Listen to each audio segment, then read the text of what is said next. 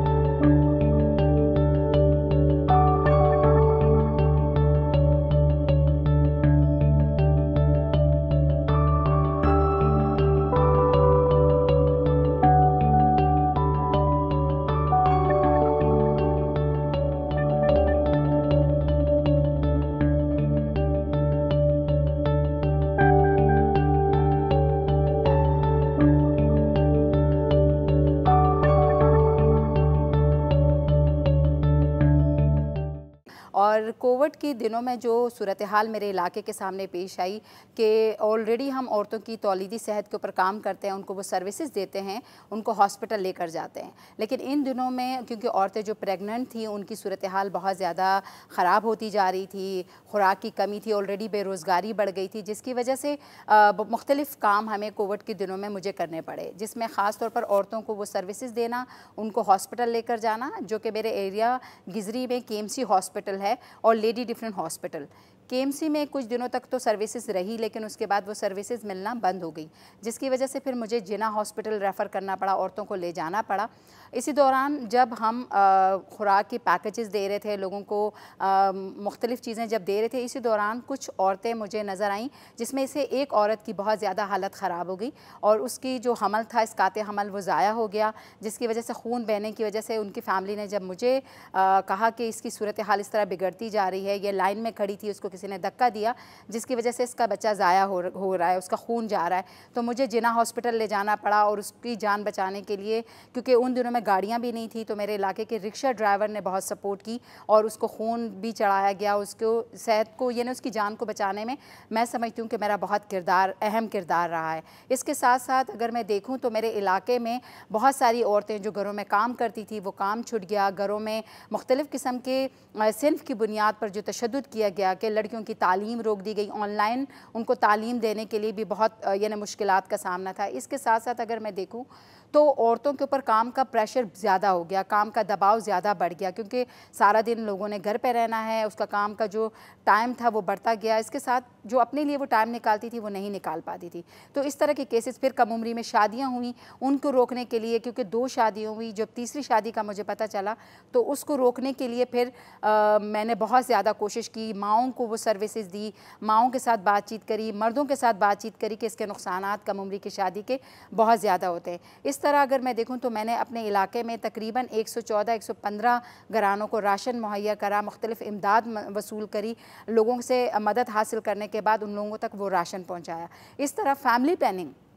मैं समझती हूँ कि उन दिनों में फैमिली प्लानिंग की सर्विसेज भी नहीं मिल रही थी। जो हॉस्पिटल KMC हॉस्पिटल है वहाँ पर फैमिली प्लानिंग का जो दफ्तर था वो बंद हो चुका था। वहाँ पर जाके उन लोगों से बात करी, उनको मोटिवेट किया कि कोई तो हमें वो फैमिली प्लानिंग के लिए इंजेक्शन हो या पिल्स हो, इस तरह की चीज़ें या कंडोम, वो चीज़ें वहाँ मुहैया की जाए ताकि वो औरतें जो है वो सेफ़ अपनी हेल्थ को सेफ़ कर सके। तो बहुत ज़्यादा विज़िट करने के बाद, बहुत ज़्यादा बातचीत करने के बाद फिर उन्होंने हमें सिर्फ सर्विसेज में जो है वो गोलियाँ प्रोवाइड की ताकि वह हम औरतों को दे सके और कंडोम प्रोवाइड किए ताकि वो औरतों को फिर घर घर जो औरतें आती थी उनको सर्विसेज देना शुरू करी अपने एरिया में। अपने एरिया में मैं समझती हूँ कि जो एंटीनेटल चेकअप था वो बंद हो चुका था, उन औरतों की जो सूरत हाल थी वो ज़्यादा ख़राब थी। इसी तरह स्कूल भी बंद हो चुके थे, तो बच्चियाँ जो स्कूल जाने की इतनी मुश्किल से परमिशन मिली थी वो सिलसिला भी ख़त्म हो गया। उनके ऊपर जो ज़्यादा प्रेशर था अपने बहन भाइयों को संभालना, अपने घर के काम काज करना, तो इस तरह की जो मुश्किलात थे कोविड की सूरत हाल में, मैं समझती हूँ जो मेरा नीलम कॉलोनी, शाह रसूल कॉलोनी का जो एरिया था वहाँ पर बहुत सारा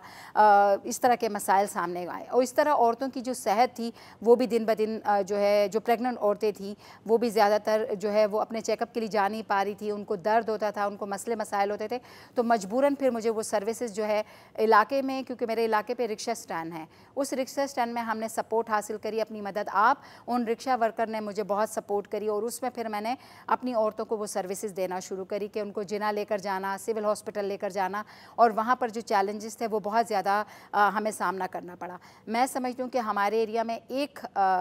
जो मौत है वो प्रेगनेंसी के दौरान एक औरत की जान, क्योंकि वो बहुत उसका खून बेच चुका था, जिसका अफसोस आज भी मुझे है कि उसकी जान हम नहीं बचा पाए। लेकिन मैं समझती हूँ कि बहुत हद तक हमने कोशिश करी कि कम से कम फैमिली प्लानिंग पर मालूमात देना शुरू करी। कोविड के दिनों में SOPs का ख्याल रखने में, मास्क पहनने के हवाले से लोगों को सर्विसेज दी, हाइजीन के हवाले से मालूमात दी। लेकिन मैं समझती हूँ कि मेरे एरिया में बहुत सारे औरतों को चैलेंज का सामना था। बेरोज़गारी बढ़ गई थी, वो ऑलरेडी खुराक की कमी की वजह से, खून की कमी की वजह से, और वो अपने बच्चों के ऊपर ज़्यादा तवज्जो देती थी लेकिन वो अपनी खुराक का ख्याल नहीं रखती थी। तो मैं समझती हूँ इस तरह की केसेस में मैं और मेरी टीम, मैं समझती हूँ मेरे साथ जो 2-3 लड़कियाँ और हैं उन्होंने बहुत सपोर्ट करी, हॉस्पिटल ले जाने में, उनके नाम रजिस्टर्ड करने में, उनको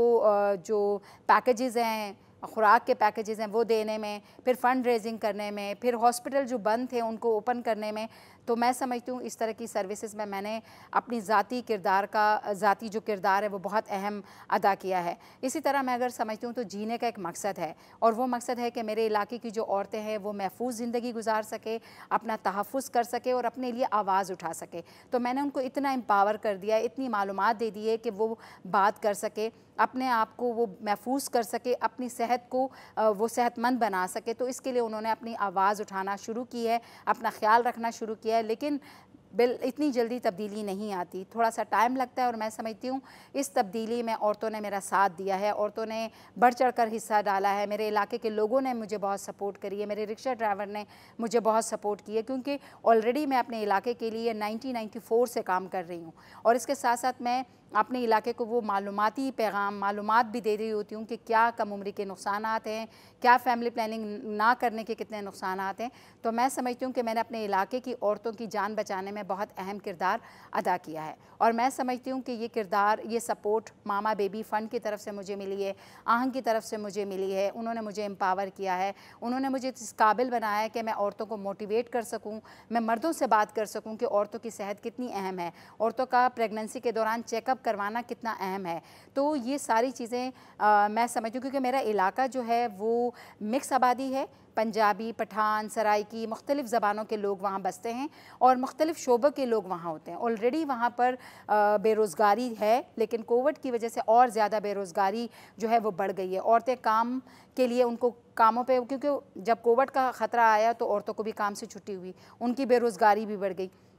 तो फिर घर के जो काम थे वो घर के काम में फुल टाइम अपने आप को काम में मसरूफ़ रखने लगी। लेकिन इसके साथ साथ जो एक बहुत बड़ा नुकसान हुआ कि हमारे यहाँ बच्चों की तालीम को रोक दिया गया, क्योंकि नेट के फैसिलिटीज़ नहीं थी। ऑनलाइन जब सर्विसेज शुरू हुई तो ऑनलाइन समझना बहुत मुश्किल था। मुझे ख़ुद ज़ाती तौर पर समझना बहुत मुश्किल हो रहा था कि मैं किस तरह इस सारी सिचुएशन को हैंडल करूँ कि एक तरफ औरतों की सेहत, एक तरफ इलाके के मसाइल और एक तरफ एजुकेशन के मसाइल, के बच्चों की तालीम को कैसे हम कामयाब बना सकते हैं। तो मैं समझती हूँ 1 साल मुझे लगा अपनी बच्चियों को बताने के लिए, पेरेंट्स को बताने के लिए, उनके मर्द हज़रात को मोटिवेट करने के लिए कि जिस तरह आपके लिए लड़का अहम है उसी तरह लड़की भी आपके लिए अहम है। आप यकीन जानें कि बहुत दफ़ा हमारे बहुत सारे घरानों ने यह फ़ैसला ले लिया था कि बेरोज़गारी बढ़ गई है, हम अपनी बच्चियों को तालीम आगे नहीं दे सकते। तो उनको वो तालीम की अहमियत के बारे में बताना, उनको वो बताना कि देखें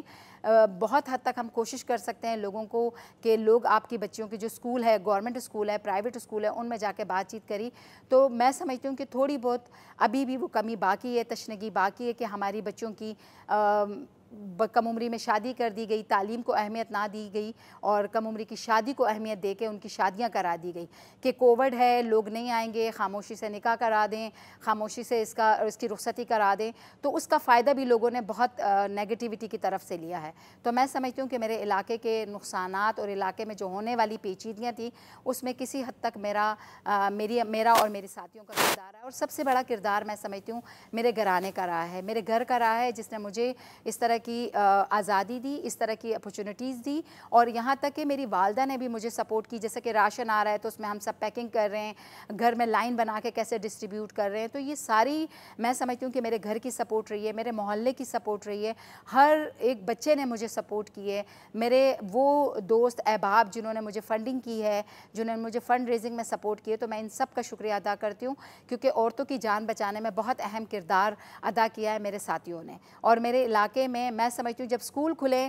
तो एक खुशी सा समा था कि वो बच्चियाँ जिनकी फैमिली ने रोक दिया था वो स्कूल जाना शुरू हो गई हैं। बच्चियाँ SOPs का ख्याल रखते हुए स्कूलों में भी मैं जा रही हूँ, स्कूलों से भी मैं रब्ता कर रही हूँ और उनको भी घर घर जाके अब सेशन दे रहे हैं कि कैसे आपने मास्क पहनना है, कैसे आपने हाथ धोने हैं, कैसे आपने सैनिटाइज़ करना है। तो इन सारी चीज़ों की अवेयरनेस भी मैंने साथ साथ दी है और मैं समझती हूँ कि इलाके ने भी मुझे ताउन किया है। तो मैं अपने इलाके नीलम कॉलोनी में बसने वाले, शाह रसूल कॉलोनी में बसने वाले लोगों का भी इस प्लेटफॉर्म के ज़रिए शुक्रिया अदा करूँगी और वाव फेस्टिवल का भी मैं शुक्रिया अदा करूँगी कि उन्होंने मुझे ये मौका दिया कि मैं अपने इलाके के बारे में, अपनी जो काविशें हैं, अपनी जो कारकर्दगी है उसके बारे में मैं बता सकूँ। तो मैं बहुत शुक्रिया अदा करती हूँ अपने इदारे का, इस प्लेटफॉर्म का, कि इसने मुझे ये मौका दिया कि मैं खुलकर अपने जो चैलेंजेस हैं, अपनी जो कारकर्दगी है उसका इज़हार कर सकूँ। तो बहुत शुक्रिया।